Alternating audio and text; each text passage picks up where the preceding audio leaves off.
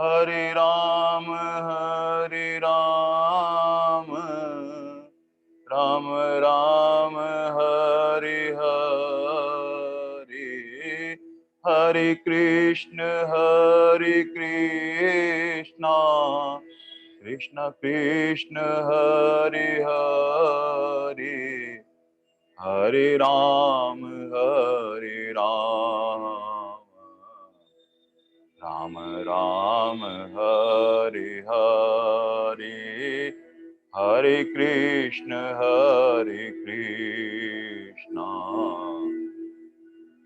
कृष्ण कृष्ण हरे हरे, हरे राम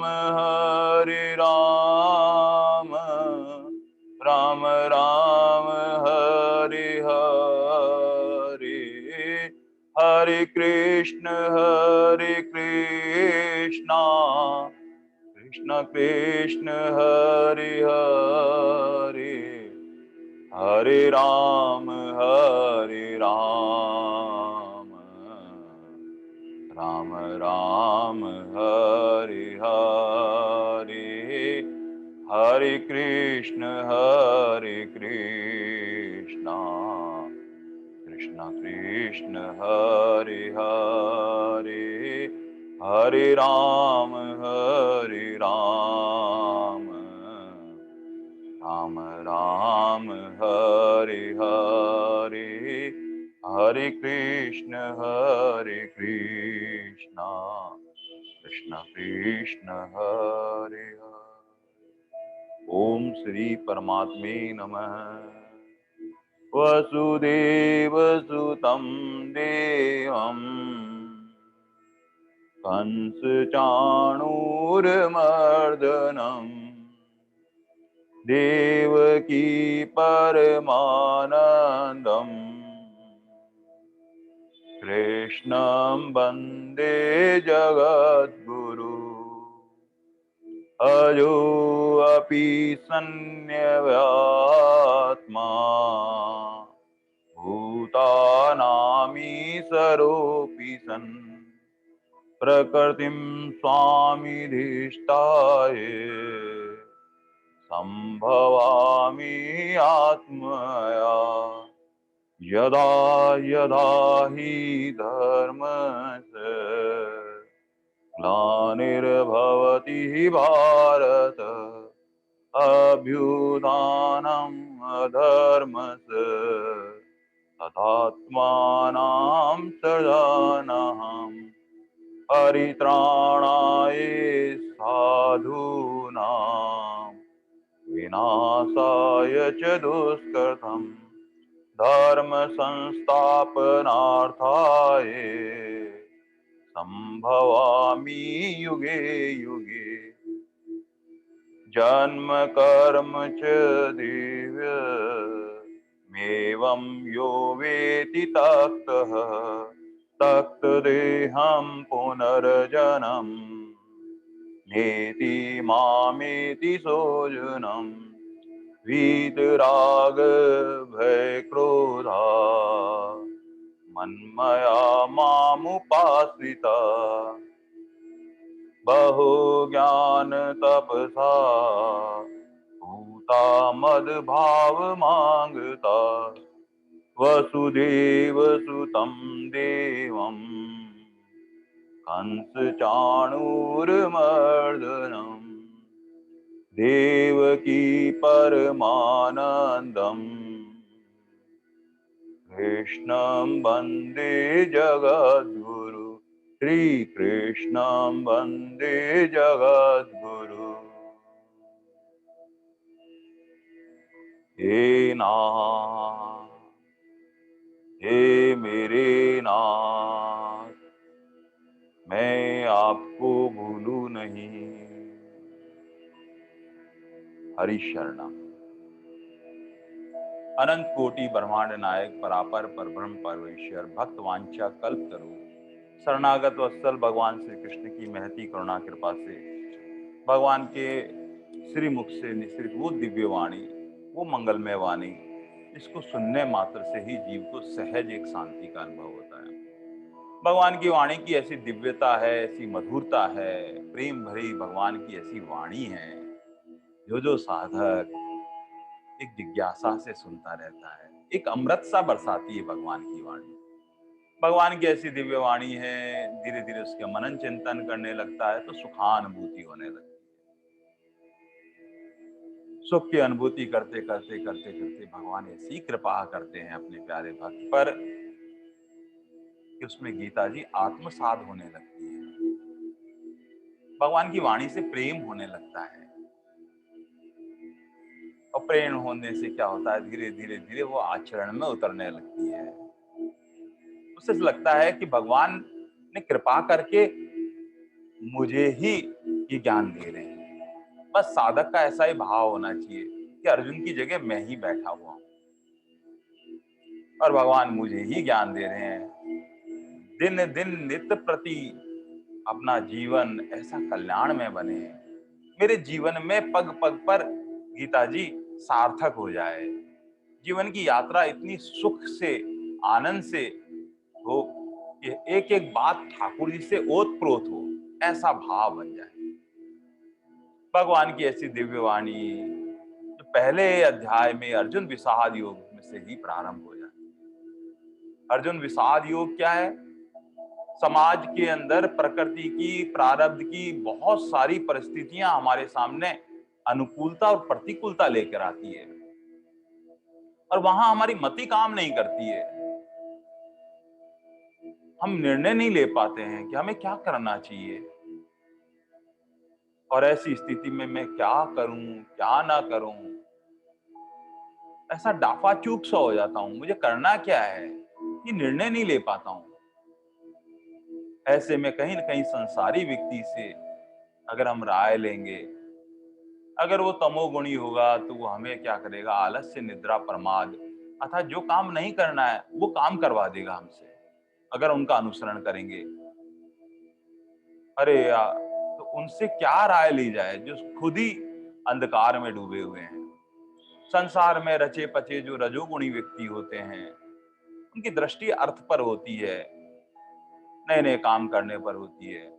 ऐसे संकट के समय में वो और अलग तरह के ऐसे ऊट पटांग से कहीं न कहीं ऐसे फंसा देते हैं कि ऐसा कर लो, ऐसा कर लो।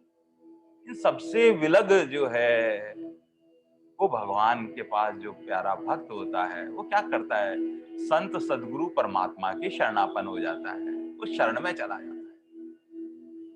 कहीं न कहीं उसको ऐसे संत मिल जाते हैं जो निरस्पृह होते हैं, वो रात दिन भगवान में डूबे रहते हैं। ऐसे संत महात्मा बहुत प्यारे, जो परमात्मा से ओत-प्रोत हुए हुए हैं, जो भगवान को आत्मसात कर चुके हैं, अनुभव में ला चुके हैं। वो कैसा कहेंगे कि कैसी भी परिस्थिति हो, विषम परिस्थिति है, तो हमारे भगवान कहीं न कहीं पाप काट रहे हैं। हमें विचलित नहीं होने देंगे, हमारे भीतर सहज समता बनाए रखेंगे। कहीं न कहीं नाम स्मरण का सहारा दे देंगे। किसी संत के आश्रय में जाने से सहज एक शांति का अनुभव होने लगता है। तो अर्जुन विषाद योग में अर्जुन ने क्या किया, वो भगवान के शरणापन हो गया, और भगवान के शरणापन होने से क्या हुआ कि वो विषाद ही जीवन में प्रसाद बनकर आ गया। जो अंदर भीतर जो हलचल हो रही थी, वो हलचल एक शांत पानी की जैसे सहजता हो गई, उसका विषाद ही प्रसाद रूप में मिल गया।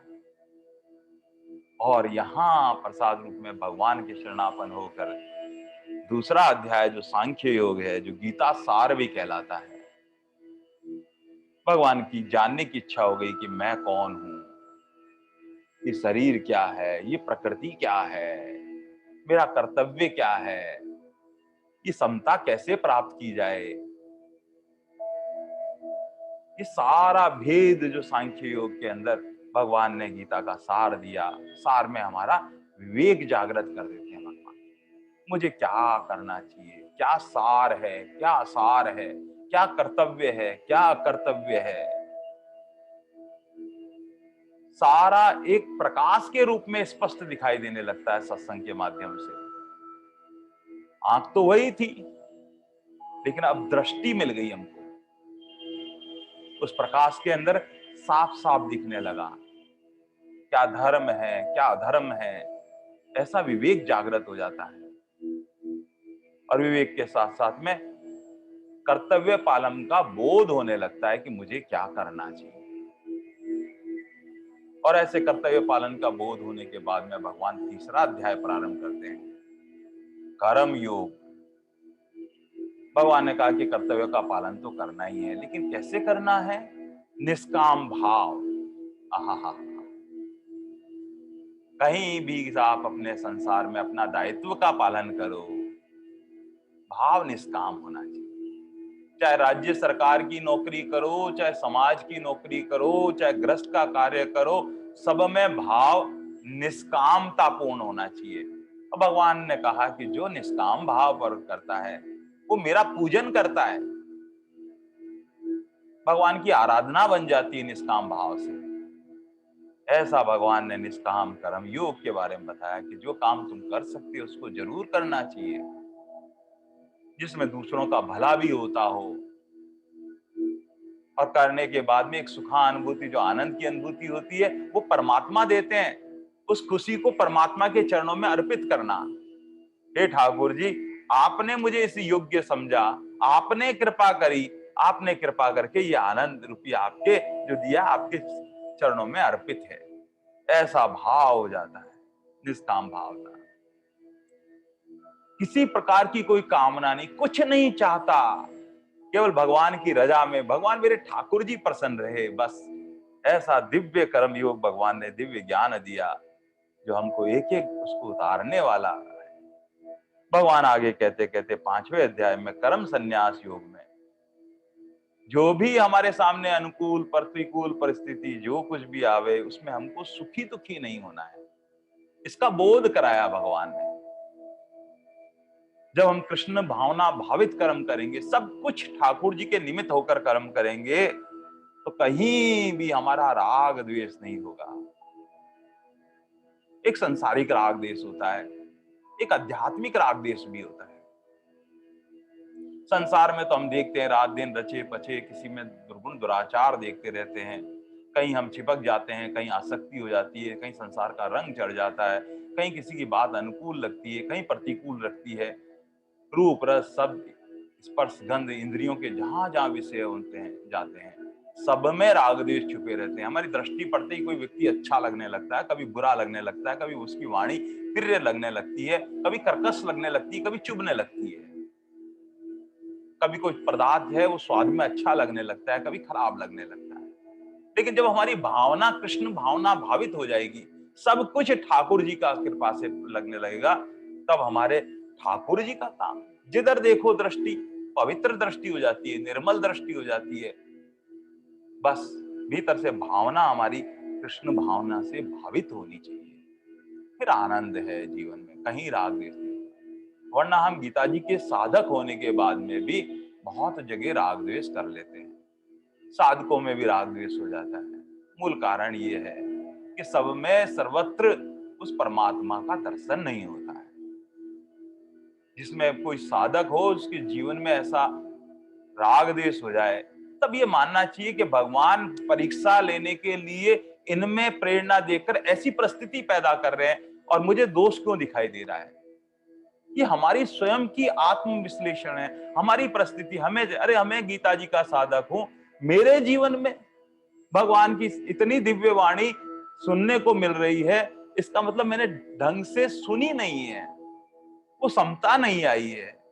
अब भगवान किसी भी रूप में लीला कर सकते हैं, वो पुत्र के रूप में, पत्नी के रूप में, परिवार के रूप में, किसी बाहरी व्यक्ति में, कैसे न कैसे भगवान रूप बनाकर उसको प्रेरणा देकर या कैसी भी लीला करके हमारे सामने वो परिस्थिति प्रकट कर देते हैं। और फिर सामने वाला कुछ भी बोले, हम हंस के मुस्कुरा दें, हाँ हाँ, इसका मतलब हम सामने वाले में ठाकुर जी देख रहे हैं। ठाकुर जी आप लीला करते रहो,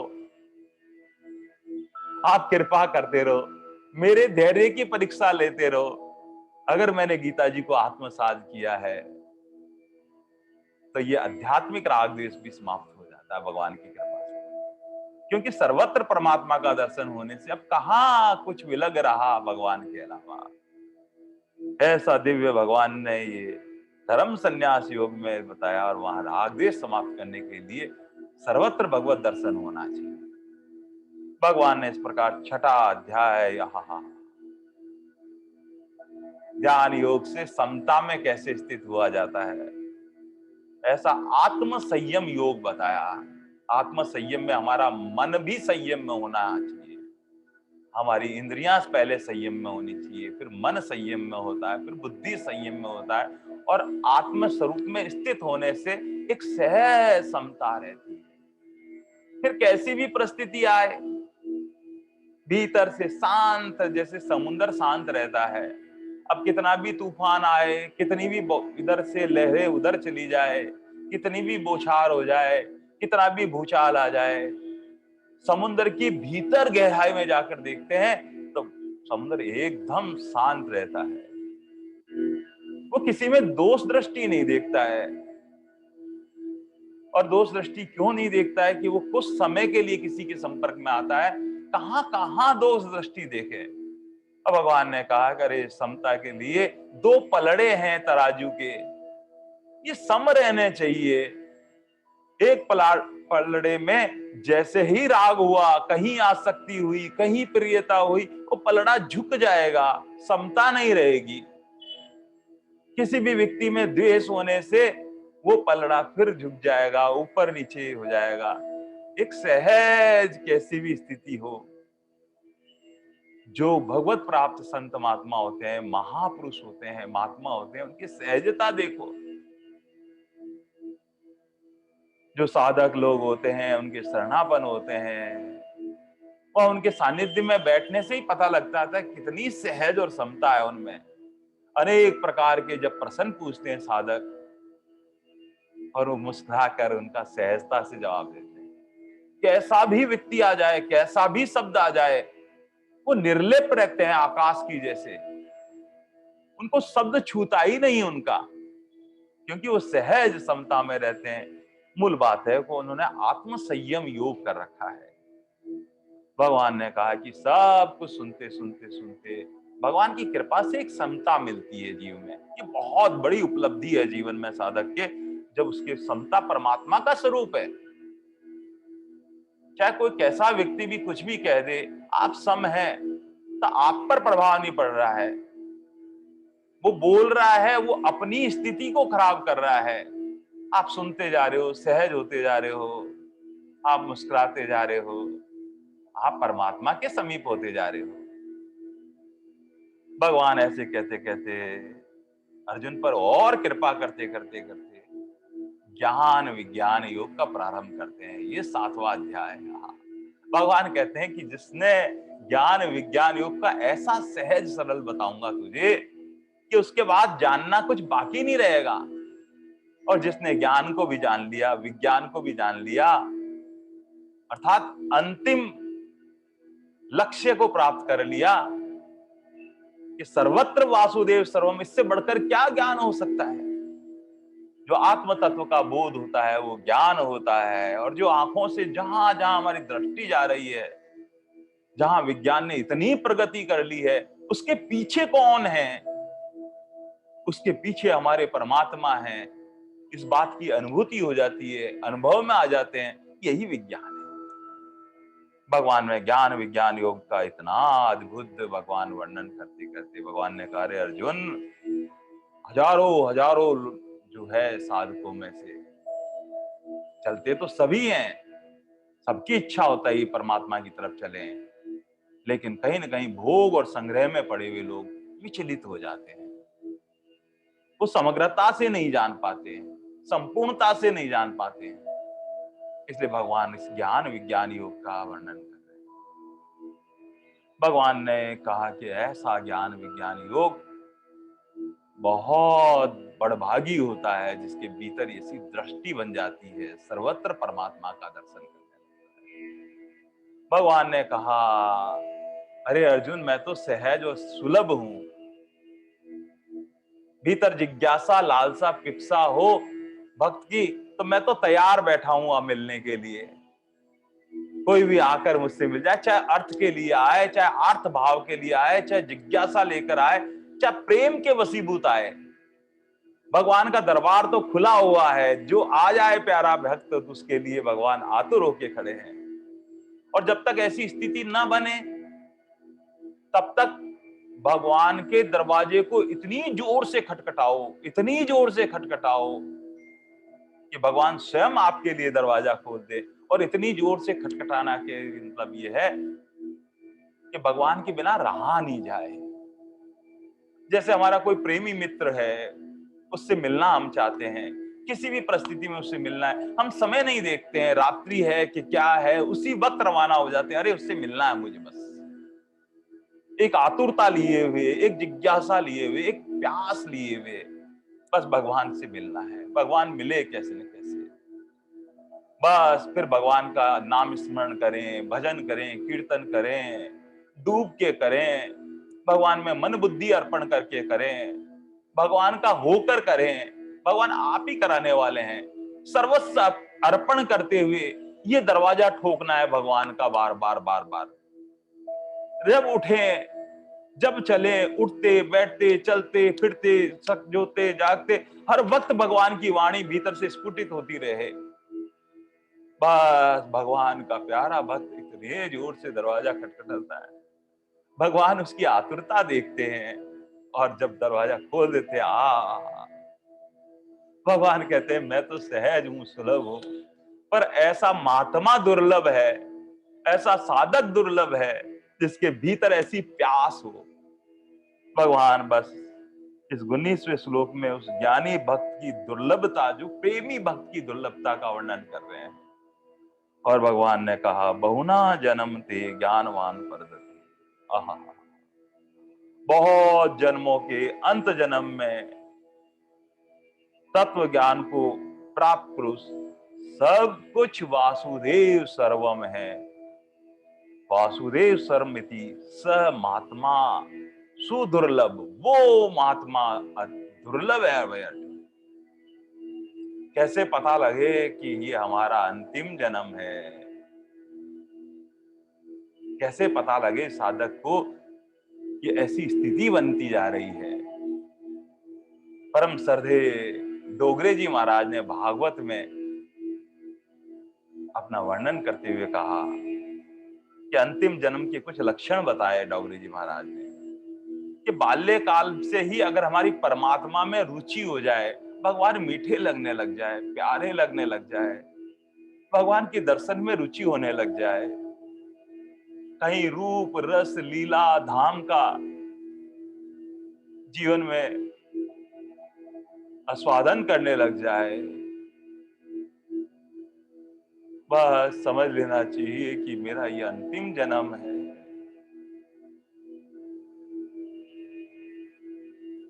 भगवान के बैंक में हमारा खाता खुल चुका है। बचपन से ही अगर परमात्मा की तरफ हमारी रुचि हो जाती है, बहुत बड़ी कृपा माननी चाहिए, वरना मनुष्य जन्म यूं ही व्यर्थ चला जाता है हमारा। वो बुद्धि में वो बात बैठती नहीं है कि हमें परमात्मा की तरफ चलना है। सारी जीवन यूं व्यर्थ नहीं चला है। लेकिन सहज से भगवान ने मुझ पर कृपा कर दी है, अपने शरणापन ले लिया मुझे। ये कितनी बड़ी कृपा है मेरे पे। अब तक मैं संसार की कामनाओं से अप्राप्त को प्राप्त करने की इच्छा से भगवान से क्या क्या मांगता था, लेकिन अब एक सहज एक वर्ती बनने लग गई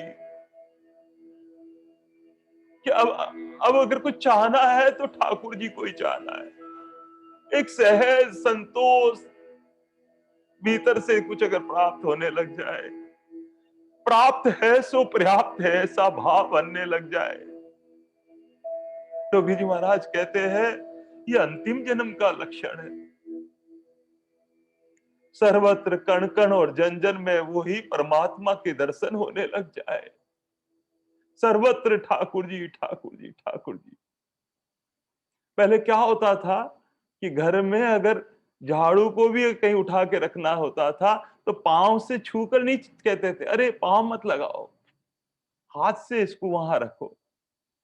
ये क्या है? सर्वत्र भगवत का दर्शन करना, कन कन और जन जन में उस परमात्मा का दर्शन करना। कोई हरे पेड़ की डंडी भी तोड़ी जाती है तो वहां भी उस परमात्मा का दर्शन करना। अरे मेरे ठाकुर जी यहाँ भी है।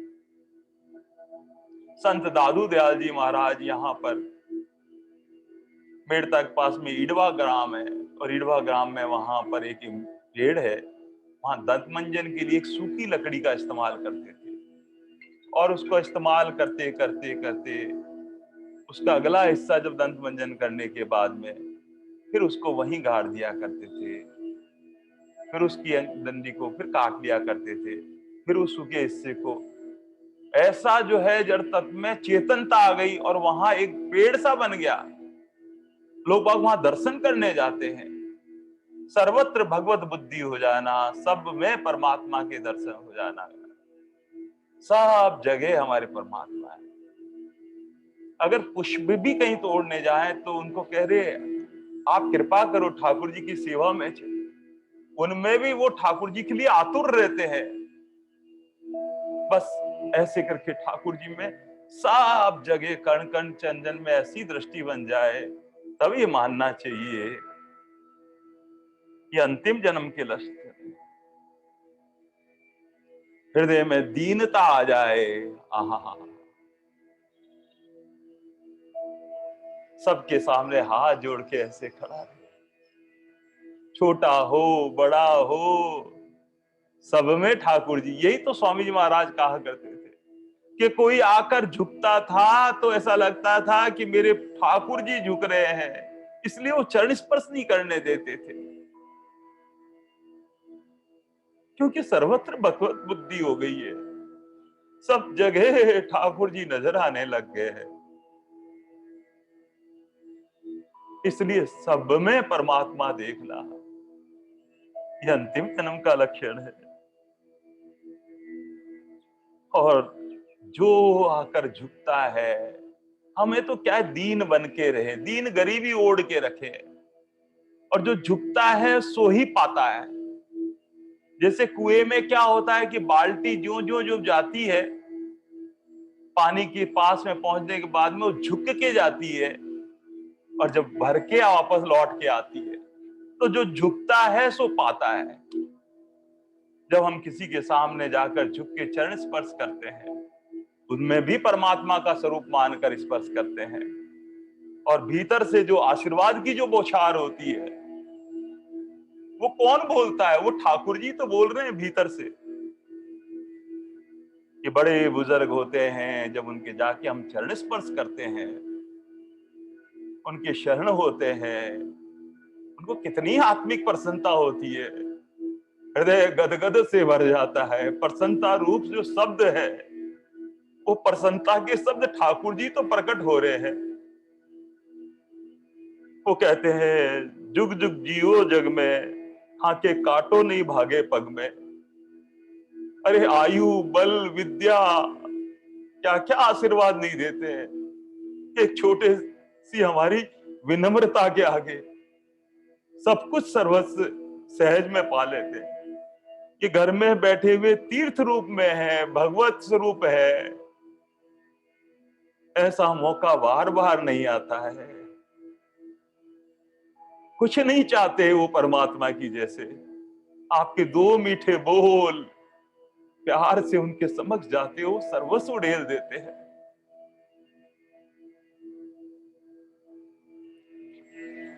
ऐसे हमारे ठाकुर जी है। जब हम किसी के सामने दीन भाव से रहते हैं, अभिमान से रहित होते हैं, तो हम कहीं चरण नहीं छूते, उनके हृदय में बैठ जाते हैं। हमें झुकते हुए अभिमान और अहंकार के कारण हमें शर्म आती है, लेकिन हमारा दीन भाव ऐसा हो जाता है, सर्वत्र सबके सामने ऐसी स्थिति बनने पर ये अंतिम जन्म का लक्षण है। इसलिए साधकों को इस मौके का लाभ उठा लेना चाहिए, ये मानते हुए कि भगवान ने हम पर कृपा करी है, जब कहीं ना कहीं हमको गीता जी से जोड़ा है, भगवान की दिव्य वाणी सुनने को मिल रही है। और ऐसा मानकर अंतिम जन्म है, अपने प्रयास को और उत्तरोत्तर बना देना चाहिए। और जैसे जैसे हम है भगवान की तरफ चलेंगे, ऐसे आनंद से इसलिए जिस भगवान कहते हैं कि जिस जन्म में मनुष्य भगवान ज्ञानी प्रेमी भक्त बन जाता है, वो उसका अंतिम जन्म होता है, उसका फिर पुनर्जन्म नहीं होता है। मूल बात यह है कि हमारी श्रद्धा परिपक्व होनी चाहिए। जितनी अधिक श्रद्धा होगी, फिर विश्वास बढ़ता जाएगा, वो निष्ठा में परिणित हो जाएगा। और जिसमें हमारी निष्ठा परिणित हो जाएगी, जहां पक्की हो जाएगी, वहां अपनापन हो जाएगा। जैसे बालक में अपनापन होता है, ऐसे ही मेरे ठाकुर जी मेरे हैं, सहज एक प्रेम हो जाएगा। जितनी जितनी श्रद्धा बढ़ती जाएगी, उतना प्रेम भी बढ़ता जाएगा। साधन की तीव्रता हो तो एक जन्म में भी भगवत प्राप्ति हो सकती है। स्वामी जी महाराज कहते हैं, ऐसी भीतर से मछली की जैसी तड़फड़ाहट सी हो, पिप्सा हो, कैसे मिलेंगे मेरे प्रभु, ऐसी प्रेम की लालसा हो। इसलिए कहते हैं कि ज्ञानवान जो होता है, जो उसको तत्व ज्ञान हो जाता है, वो ज्ञान विज्ञान की पूर्णता जान जाता है। लेकिन भगवान का प्यारा भक्त तो वासुदेव सर्वम, सर्वत्र गीता का सर्वोच्च सिद्धांत है ये। स्वामी जी महाराज कहते हैं, गीता जी का ये सर्वश्रेष्ठ सर्वोच्च सिद्धांत है, वासुदेव सर्वम। और वासुदेव सर्वम इसलिए कहा है क्योंकि हमारी दृष्टि जो है वो जगत में रहती है, हम सब जगह संसार को ही देखते हैं। इसलिए स्वामी जी महाराज कहते हैं, वासुदेव सर्वम देखो भाई। अगर हमारी दृष्टि संसार से पलटकर भगवान की तरफ हो गई, तो फिर वासुदेव ही वासुदेव, सर्वत्र सब कुछ वासुदेव वासुदेव वासुदेव वासुदेव वासुदेव वासुदेव वासुदेव, सब जगह परमात्मा हो जाएंगे। इसलिए भगवान कहते हैं, वो महात्मा दुर्लभ है भाई अर्जुन। हजारों में से कोई कोई एक इस मार्ग पर चलता है, जिसकी भजन में रुचि होती है, सत्संग में रुचि होती है, संत महात्माओं की वाणी में रुचि होती है, वो सुनना चाहता है। इसलिए वो दुर्लभ है वो महात्मा। श्रद्धा भक्ति के कमी के कारण कामनाओं की प्रवाह में बह जाते हैं, और सब बह ही रहे हैं। इसलिए वो महात्मा दुर्लभ है, क्योंकि उसमें श्रद्धा और भक्ति की कोई कमी नहीं है, परिपूर्णता लिया हुआ है। इसलिए वो महात्मा दुर्लभ है भाई। जगत में भगवान को तत्व से जानने वाले महापुरुष बहुत विरले होते हैं, जो तत्व जानते हैं, तत्व से जानते हैं। किसी के जीवन में पूर्व जन्म के संयोग से और भगवान की कृपा ऐसी हो गई हो, और उनके जीवन में ऐसे दुर्लभ महात्मा उनको सौभाग्य से मिल जाए, आहा हा हा हा, तो बहुत बड़ा बड़भागी समझना चाहिए कि भगवान ने बहुत बड़ी कृपा करी, जो ऐसे संत महात्मा उनका हमें दर्शन हो गया, उनका सानिध्य मिल गया है। अब उसकी वाणी को हमारे जीवन में आत्मसात कर ले, जैसे उन्होंने कहा है, उसमें अपनी बुद्धि को सर्वत्र अर्पण करते हुए उनकी आज्ञा का पालन करें। जैसे भगवान के हाथ किसी बच्चे का खिलौना बन जाए, ऐसे महात्मा के वाणी का जैसे कहे उसका अक्षरश पालन करने लग जाए। नारद भक्ति सूत्र में नारद जी कहते हैं, ऐसे महापुरुषों का संग दुर्गम अगम्य और अमोघ है, जिनके जीवन में ऐसे संत महात्मा मिल गए हैं। महात्मा सब केवल भक्ति के लिए आया है, भक्त के लिए आया है। भगवान ने उसको उदार कहा है, क्योंकि वो मुझसे मांगता है। संसार में चाहे अर्थ के लिए हो, चाहे अर्थ भाव से हो, चाहे जानना है, वो उदार है अर्जुन। वो युक्तम है, वो सर्वमित है, सब जगह वो वासुदेव सर्व को देखने वाला है। इसलिए भगवान का जो प्यारा भक्त क्या करता है, साधना पथ पर चलता है तो परमात्मा को पहले बहुत दूर देखता है, वो आसमान में कहीं देखता है कि मेरा परमात्मा वहां है। लेकिन धीरे धीरे धीरे भगवान की कृपा होती है तो कर्मयोगी क्या देखता है, अरे भगवान तो मेरे साथ में ही है। जहां जिस कदम में सत्कार्य में हाथ डालते हैं और भगवान की प्रेरणा से वो सहज हो जाता है कि कौन करता है ये काम, ये मेरे परमात्मा ही तो करते हैं। कर्मयोगी पग पग में सर्वत्र उस परमात्मा का अनुभव करता है, वो निष्काम भाव से कर्म करता जाता है, भगवान उसको और प्रेरणा देते रहते हैं, वो अपने समीप समझने लगता है। लेकिन जो ज्ञान मार्गी होता है वो भीतर परमात्मा को देखता है, वो आत्म तत्व में डूबता है। वो कहते हैं ये शरीर से भी अगर कोई नजदीक है तो मेरे आत्म रूप में वो परमात्मा है मेरे पास में। आहा, लेकिन भक्त की क्या महिमा देखे, भगवान का प्यारा भक्त तो सर्वत्र वासुदेव सर्वम, सब जगह देखता है। वो दूर से दूर भी मेरा परमात्मा, समीप से समीप भी मेरे परमात्मा, मेरे भीतर भी परमात्मा, कण कण और जन जन में परमात्मा, सर्वत्र मेरा परमात्मा। कोई जगह ऐसी खाली नहीं है जहां मेरा ठाकुर जी नहीं हो। सर्वत्र परमात्मा का दर्शन करता रहता है, सब जगह उस परमात्मा का अनुभव करने लगता है। सही मायने में यही शरणागति है, सब जगह भगवान का दर्शन करना, केवल शरण्य हो जाए, वासुदेव सर्वम हो जाए, फिर वासुदेव वासुदेव वासुदेव सर्वत्र एक, भगवान के अलावा फिर कुछ नहीं रहेगा। पर ये हमें कैसे अनुभव में आवे, ऐसी स्थिति हमारी कैसे बने? अर्जुन ने कहा भगवान आप कृपा करो ना, मेरी ऐसी स्थिति कैसे बन जाए? भगवान ने कहा कि सब पर मेरी कृपा बराबर है, हरि गुरु कृपा सब पर बराबर है। भीतर की प्यास स्वयं की चाहिए, जिसके भीतर प्यास होती है वो सर्वत्र उसको जल दिखाई देता है, नहीं तो पास में जल पड़ा होता है वो पास में नजर नहीं आता है। ऐसे जिसकी संसार की प्यास होती है उसको सर्वत्र संसारी बुद्धि के लोग दिखाई देते हैं, संसारी संसार दिखाई देता है। लेकिन जिसकी परमात्मा की प्यास होती है उसकी चरम दृष्टि में भाव दृष्टि, विवेक दृष्टि, सब कुछ भगवान प्रकट कर देते हैं। और प्यास लगने पर अब भूतकाल का उसको चिंतन नहीं होता है, किसी प्रकार का भविष्य की किसी प्रकार की कोई आशा नहीं होती है, और वर्तमान में परमात्मा के बिना उसको चैन भी नहीं पड़ता है। भगवान का ऐसा प्यारा भक्त समग्र परमात्मा का कंचन हो जाता है, दीन गरीबी की ओढ़ लेता है। अब सब में परमात्मा देखता है, सब में दीन गरीबी का मतलब है भीतर से दीनता होता है और बाहर से वैराग्य धारण कर लेता है, यही दीन गरीबी है।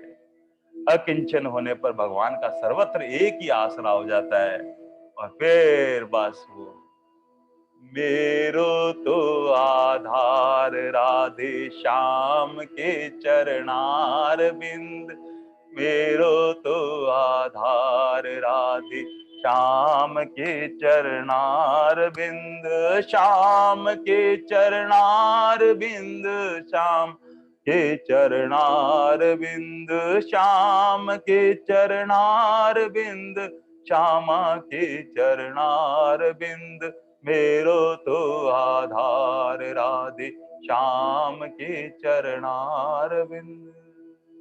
ओम तत्व सत्य। भगवान की प्रेरणा से भगवान ने कृपा करी।